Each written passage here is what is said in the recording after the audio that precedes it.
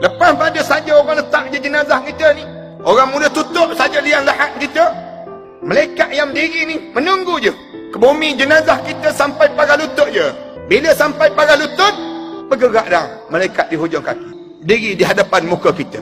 Mula halau solat kita, zakat dihalau, haji dihalau, sedekah dihalau, semua dihalau. Satu je dia tak boleh halau, Quran. Quran yang kita baca sebelum mana subuh akan menjadi peguam bela pada seorang bila kalian berada dalam kubur nanti. Orang mukmin ni orang yang bangun sebelum mana subuh. Kita bangun dan kita baca Quran.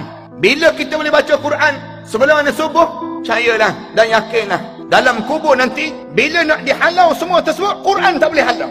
Bila Quran tak boleh halau, malaikat munkar dan nakir tanya, siapa engkau? Katanya Quran. Aku Quran yang dia baca sebelum mana subuh setiap hari. Dia baca dan aku menjadi peguam bela pada dia sekarang. Kalau kamu nak tanya, kamu tanya aku. Jangan kamu tanya pada dia. Dan bila ditanya, soalan yang pertama ditanya, ma rabbuka. Bila tanya soalan ma rabbuka, mulut setiap kita ditenganga. Orang mukmin bila dengar soalan ma rabbuka, dia jawab terus, Allahu Rabbi. Ada setengah orang mukmin, satu soalan ni je ditanya. Sebut saja Allahu Rabbi, lapang terus dada, lapang terus kubur dia. Rumput-rumput mula tumbuh, nampak hijau saja terus. Kubur dia sudah menjadi raudhah. Saat inilah malaikat munkar dan nakir akan letakkan seorang sandar kat dinding dalam kuburan. Bila disandarkan ke dinding, melurut saja kain kapan itu turun. Kita pun tengok, Allah, meninggal dunia dah aku ya Allah. Malaikat kata, cuba kamu tengok tu, tengok keadaan hari ni. Saat mana mentari nak tenggelam. Bila dia tengok saja matahari nak tenggelam, dia sebut, malaikat, aku tak semayang asar lagi malaikat. Oleh kerana hidup ni jaganya solat.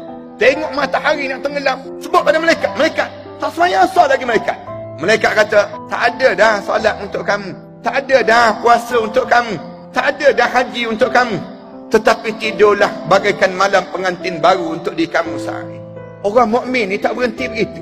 Bila dia tengok saja, oh aku meninggal dunia dah, dia sebut lagi, malaikat, ni yang warna hijau cantik ni, kemudian nampak pula daun-daun, rumput-rumput yang tumbuh ni malaikat, ni datang daripada mana ni malaikat? Malaikat jawab, inilah datang daripada tahajud yang kamu bangun sewaktu mana kamu hidup dah.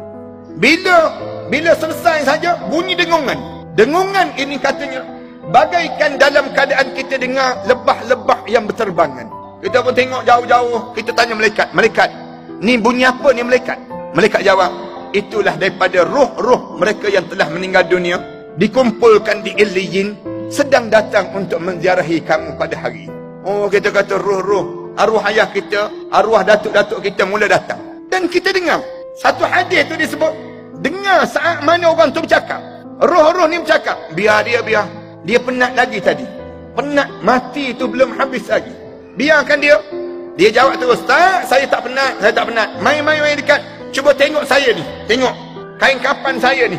Kamu tahu tak siapa yang pakai kain kapan untuk saya tadi?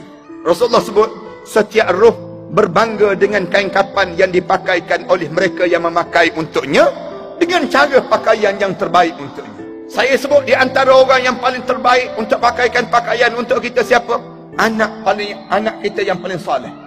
Kerana setiap mayat ni dalam kubur tu dia akan tunjuk. Ni tengok ni kain kapan ni, cantik je. Anak saya yang paling soleh yang pakaikan untuk saya. Anak saya yang usung jenazah saya. Anak saya yang mandikan saya. Anak saya yang siapkan saya untuk sampai di saat ini sebentar tadi. Lalu roh kita ni mula berterbangan dalam burung yang warna hijau, bersama dengan roh-roh itu, dan mula berada di antara taman pada taman-taman syurga. Dan malam ketiga mereka sebut ada Allah, ya Allah, boleh tak nak tengok balik bagaimana jasad aku yang aku telah meninggal dunia sebelum daripada ini.